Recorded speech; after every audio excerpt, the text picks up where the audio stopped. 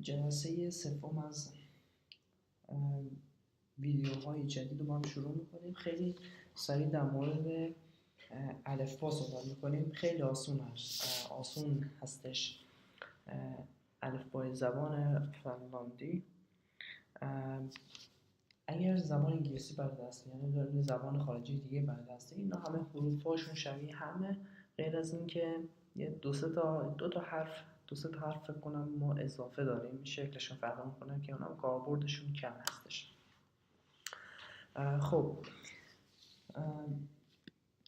اولین حرف الفبای زبان فنلاندی آ هستش که حالا به انگلیسی شاید خیلی هم بگیم A، ولی خب اینجا تو زبان فنلاندی الفبا تلفظ خاص خودشو داره، صداهای خاص خودشو داره و باید به روش خودش یاد گرفت و آسون هم هستش. و یکی از ویژگی‌های خوب زبان فنلاندی این هستش که همون جور که خوانده میشه همون جور هم نوشته میشه و این خیلی کار راحت کرده برای املا نوشتن و فقط باید یه خورده خوب کلمه رو بشنوید و روی حروفا و حرفای صدادار و بی صدا تسلط داشته باشین و خیلی راحت میتونین این چیزو بنویسین و بفهمینش.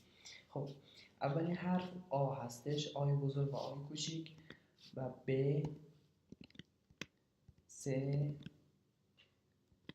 د، ا، اف. آ ب س د ا اف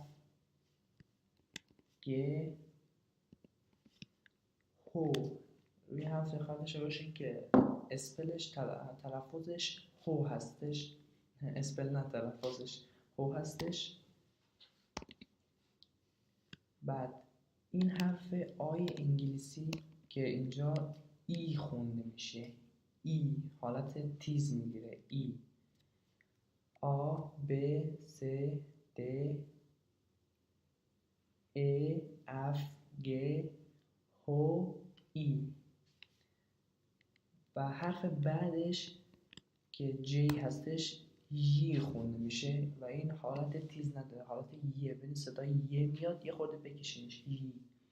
آ ب س د ا اف گ هو ای یی و حالت صدای یی میگیره. این ای هستش و این یی هستش. و حرف بعدی که هست کو، صدای کو میده. ال، ام، ان، او، صدای او میده. پ، صدای پ. و اینجا حرف کیو، صدای این هم صدای در واقع کو میده، صدای کو میده، ببخشید، کو. این با این فرق داره، صدای کو، این کو. و حرف بعدی ار، اس، ت، او. این صدای او میده. آ ب س د ا اف گ هو ای یی کو ال ام ان او پ کو ار اس ت او. و حرف و هم صدای و میده، و این حرف رو دو جور میشه تلفظ کرد. دبلیو رو میشه گفت دوبلاوه یا کاکسویسوه، دوبلاوه یا کاکسویسوه. این ها زمان هیچ فرقی نداره، هر جور دوست دارید استفاده کنید. خب آ ب س د ا اف گ هو ای کو ال ام ان او پ کو ار اس ت او و دوبلاوه تا کاکسویسوه. و حرف بعدی اکس، که اینجا صدای عکس میده، عکس.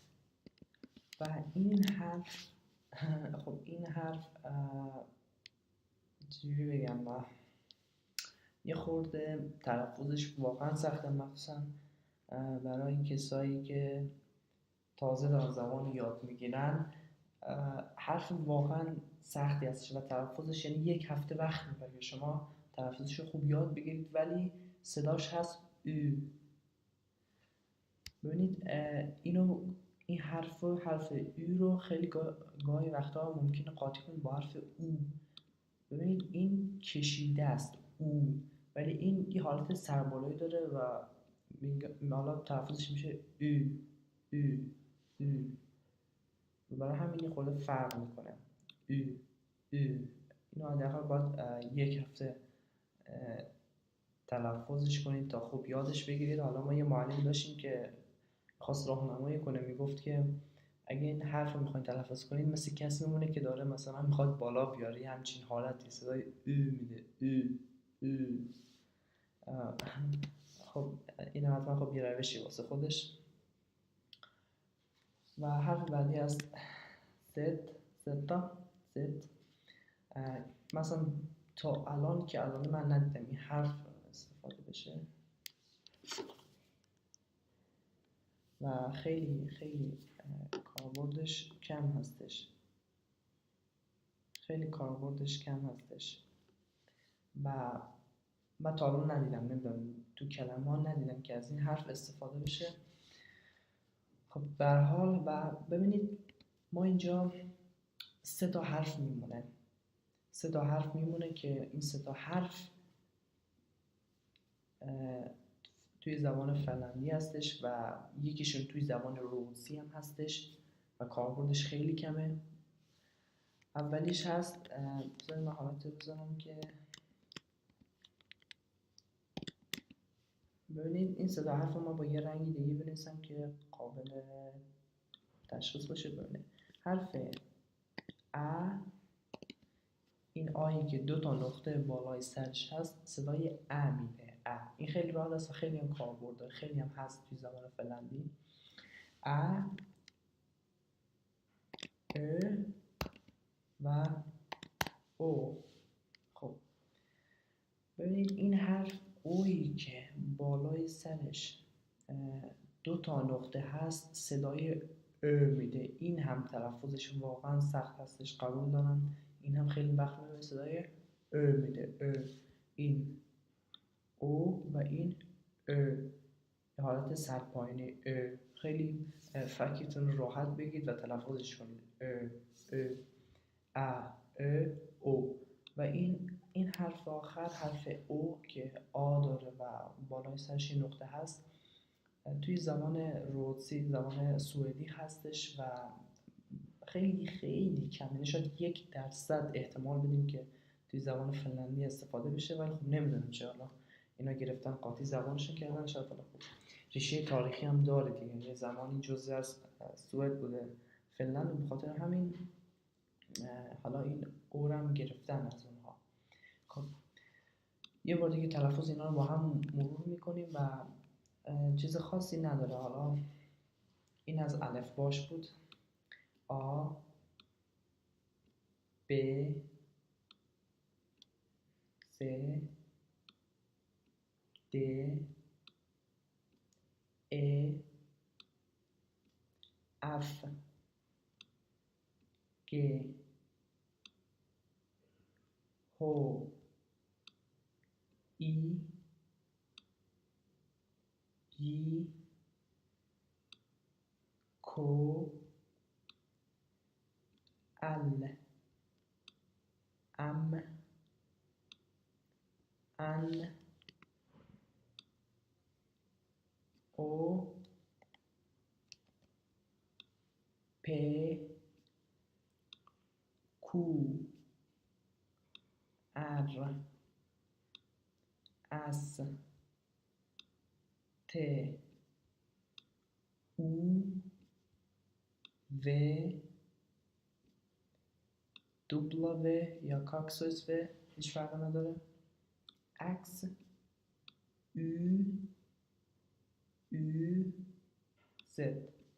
خب و این سه تا حرف هم ا ا او ا ا او ا ا او. خب این هم از این. خب این تو این جلسه نمیخوام بیشتر از این طولانی بشه، فکر کنم 6-7 دقیقه شد. الفبای فنلاندی با هم کار کردیم، تلفظاشون هم گفتیم. جلسه بعد و جلسه بعدش هنوز با اینا کار داریم، چون ما باید تشخیص بدیم که حروف صدادار اینا چی هستن و حروف بی صدایی اینها چی هستن، چجوری با هم ترکیب میشن و چه صداهایی رو تولید میکنن.